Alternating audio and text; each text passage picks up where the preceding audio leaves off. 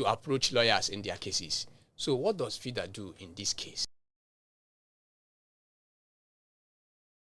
FIDA, like I mentioned earlier, we carry out legal activities, legal aid and representation. So in a case of this nature, when we get a complaint, so the first thing is for the victim here, the complainant, to come forward and lodge a complaint, and then FIDA will spring into action, especially with the consent of the complainant. And then we have lawyers. We have lawyers on standby that will take up their matters absolutely free. These services are free. You do not have to pay any dime to get any lawyer on your case, because it is a matter of rights. And at FIDA, we take it absolutely of great importance. So it's for the complainant to come forward and lodge this complaint, and you would have a lawyer assigned to you free of charge, without any charges, honestly. So the first thing we do is to take up the matter, and then a lawyer is assigned. If it is a matter that goes beyond mediation or usual counseling, then we take the matter up onto the courtroom, and then the rest, they say, is history. Yeah. Okay. In the legal language, so it's on pro bono. Very well, pro bono. Okay. Now, let's come back to the workplace. Now, our guest last week, she said something about barriers, breaking the barriers. Now, I just want to take us back to those barriers. Like I said earlier, some people also don't know that their rights are violated. And it comes with information, education. A lot of Nigerians don't know their fundamental rights. Now, as women, who we feel that in some organizations are being oppressed, what should they do in terms of that? In the workplace, where women feel that their rights are being abused, or probably don't even know their rights. Okay, let me just quickly talk about enlightenment and awareness campaign by FIDA. FIDA does this enlightenment campaign, so whereby women are able to know what next step to take where they are suffering some form of violence or discrimination, be it workplace, be it in their homes or anywhere around them. So the next thing for any woman to do is to speak up, because we find out that women find it difficult speaking up in when they're experiencing any form of abuse. But even in the workplace, women hardly speak up. So the first step is for women to speak up. After speaking up, the appropriate ears will definitely pick it up and take action on it. But where the woman does not speak up, there's nothing anyone can do, because it actually comes from what the person suffering the violence wants. Everything is based on the person, the victim. If the victim wants it resolved, the victim speaks up. But if the victim stays silent, probably she doesn't want it resolved. Okay. Just to add to that, so you said what we can do, especially in the workplace. So we need to put policies in place. Okay. We need to put policies in place. We enforce workplace sexual harassment policy. For instance, in the mid-level career, in my journey, I'm not sure. I can't go into an organization without seeing their workplace policy. So it needs to be spelled out, and then the enforcement of these policies needs to also be, be put in place. For instance, the Violence Against Persons Prohibition Act discriminates. Describe expressly states that there should not be a workplace, sexual harassment, and then we need this particular law to be domesticated in all states of the federation. Also, I think the ILO, that's the International Labour Organization. Okay. These policies are what organization needs to look out for, and then We also have the gender responsive procurement policies, that talks about, workplace sexual harassment and how it can be channeled. Also, in our private or in our business establishments, there needs to be set aside a reporting channel. A lot of business owners don't even understand what are these reporting channels. For instance, if a boss is the person, perpetrating this particular form of abuse, you can't even report in that aspect. But then there should be a neutral, room, a neutral, space where you can actually report this kind of harassment when it happens in the workplace. Thank you. Okay. And just like you said earlier, you said when we talk about sexual harassment, it's not gender-based. It's human rights abuse. Now, for someone, maybe let's move away from women now. Because we hear also that men are sexually abused also. Absolutely. That's true. So what can a man who has been sexually abused, what can he do? Does he also have a right to go to the court? Yes, he has a right. Okay. Because the courts, the sexual violence courts are not established simply for women. It's for anyone that has been experiencing or has experienced sexual violence or harassment. Okay. So the men can actually approach the courts as well. And it speaks more to public enlightenment. I wish everyone would understand that sexual abuse, sexual harassment, it is not a gender issue. It is a human rights matter. So we need to start that conversation from there, where you understand that my right has been violated, where I understand that your right, you have a right to be respected, you have a right to your body, human dignity, no degradation of any kind. We need to start that conversation that everyone deserves to be respected, either a child, a man, or a woman. We all have a right that needs to be respected. Now, talking about women advancement, let's come to it critically now. Sometimes, somehow, we live in a society where somehow women are oppressed. They are not allowed to know in some parts of this country, in some states, you hear some men saying that sending women to school is just a waste of money. It's just a waste of time, and the rest of them. Now, how do we promote that women advancement? Apart from advocacy, which you people are doing, the FIDA is doing, what again can we do to promote women advancement? Thank you. From my standpoint, the government has a lot to do in this regard. The government must begin to, enforce some of the laws we have, to begin to talk about it, that women education, starting from the girl child. The girl child has to be in school. I know that, there's some laws that is against not having any child on a particular within the school age. Any child not in school is a crime. So, but the government needs to actually back it up with enforcement and emphasize that children and girl child must be educated. So by the time a girl child is educated, she grows up to be a woman. She knows her, she's enlightened, she's educated, she's able to handle different things. Her mind is exposed to a whole lot of things, and then whatever comes her way, she has a little bit of let me use the word sense to handle some of these things. So that's on the part of the government. And then even in homes, or as citizens of Nigeria, men, women, we need to take a stand to ensure that our children are educated, and particularly our girl child. There's a saying which says that train a girl child and then you train the nation. You train the whole human race by extension. So this is important until people begin to, think in this light that the girl child is actually important to the development of the nation.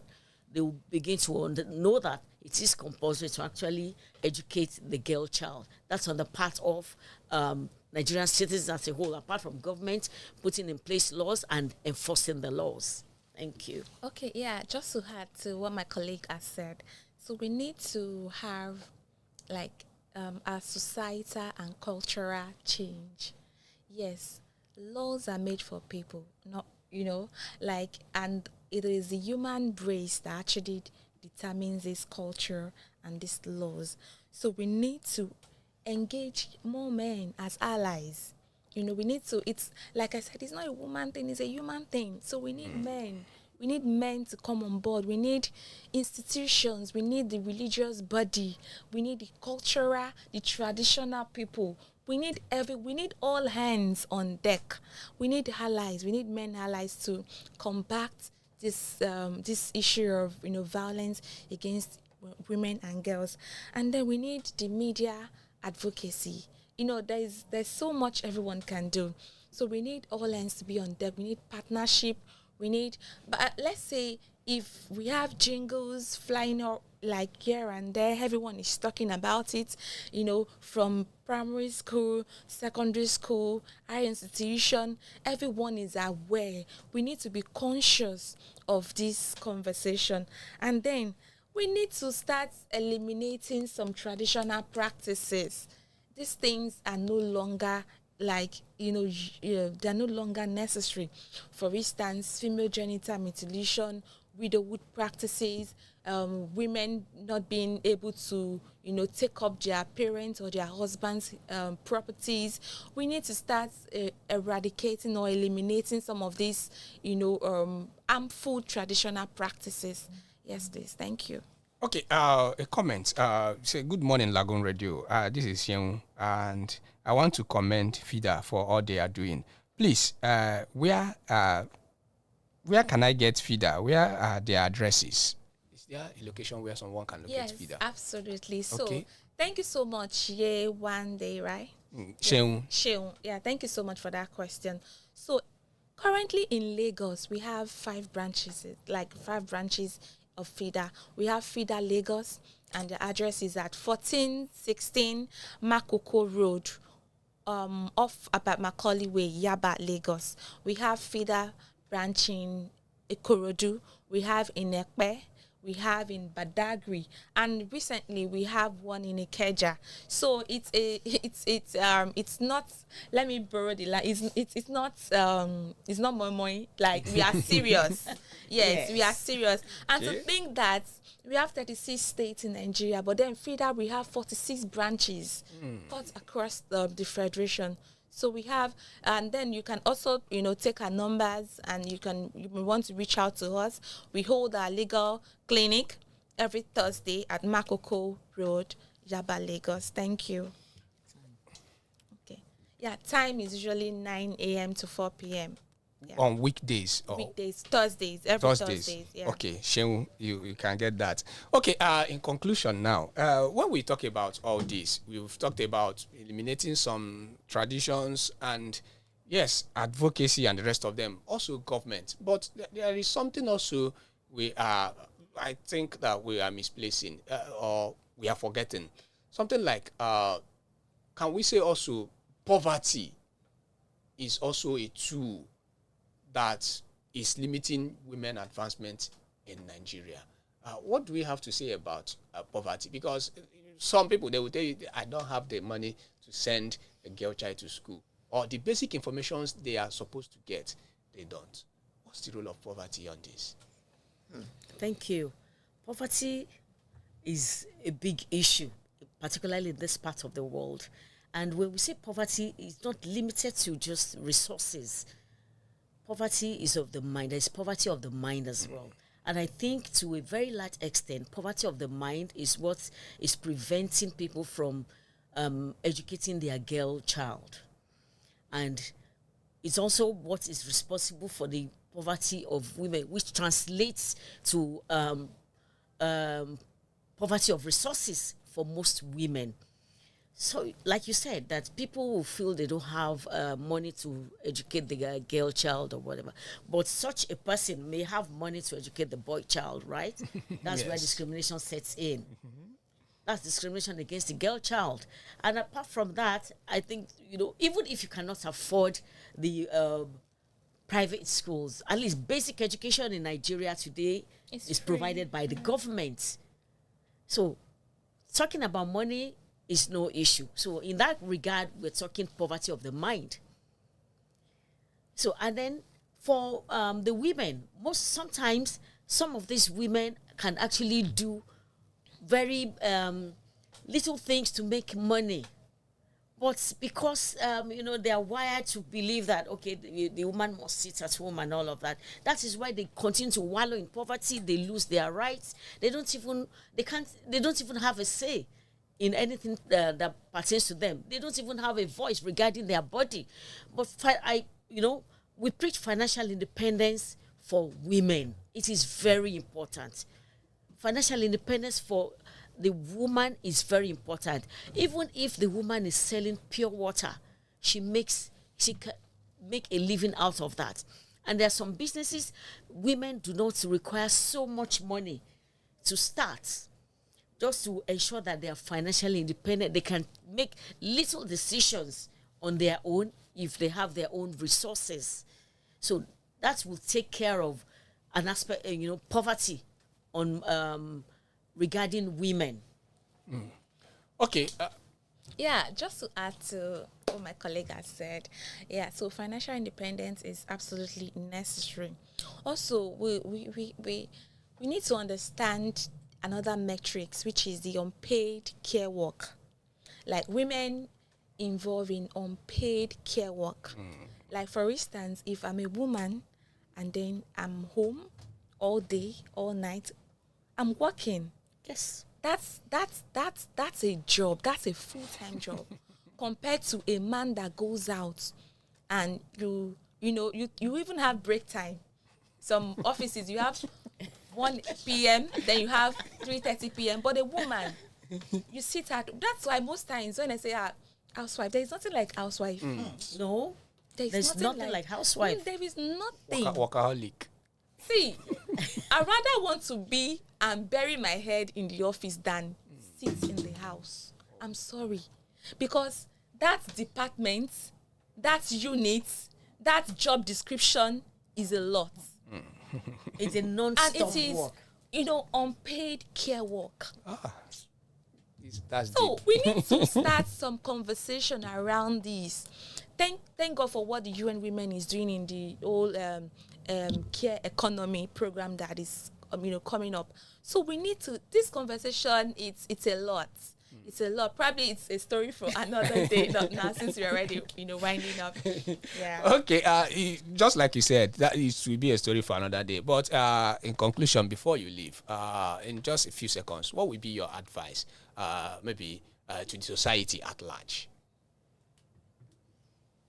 DORCAS first. What would be your, to the society? All right. Thank you so much. So, I could urge everyone to see this conversation as a human rights conversation. It is not a woman's thing. See, if you come for my rights, I will bite you because it is God's given rights. It is not a woman's thing. It is a human right matter. So please, I urge everyone to start seeing a woman's matter as a human's matter, not a woman thing. Thank you so much. Okay, to the government and the citizens, what would be your own advice? Yeah, thank you. My advice to the government is to ensure enforcement of the rights of women. The government is trying, but they can do more. Let's have women in places of leadership. Take, for example, the current National Assembly. Look at as far as I'm concerned, it's a boys' club. Yes, it's a boys' club. We need more women in positions to be able to move women forward for the advancement of women. So government should look into that. And then to the society at large, women are important in whatever role anyone is playing. So women should be accorded that right of being listened to, of being made to, to anything that will make her advance. Women needs to be supported in every aspect. And, in the workplace, let's talk about the workplace, but the workplace should actually have systems to support women, like what my colleague talked about, channels to report abuse, creche for, nursing mothers, having to women work during pregnancy. I think, it's a whole lot. The body is taking a whole lot with the pregnancy. Maternity leave. Paid maternity. Yes, paid maternity leave. Yes. It's very important for women. Slashed payment. Paid. Payment. Exactly. So these are things that, we need to start talking about, and will translate to the advancement of women. Thank you. Okay, we hope the government is listening. And for you, the citizen who is there listening, make sure you advance. Don't let the world push you. Just keep pushing. That's our message this morning. We must sincerely thank you, Barrister DORCAS, for coming on the show this morning. And Barrister YEWANDE too, we must sincerely appreciate you. And thanks to FIDA for what they are doing. And just like you heard, it's on pro bono. So whatever you feel, if you can't get across, come to us here. We'll give you the address to meet FIDA, and your problems will be solved. Thank you for listening to the program this morning. It returns again next week, same time. From me, ANOSIKE, CHIMEZIE, and our producer, Sandra Nche, it's goodbye, and do have a lovely day.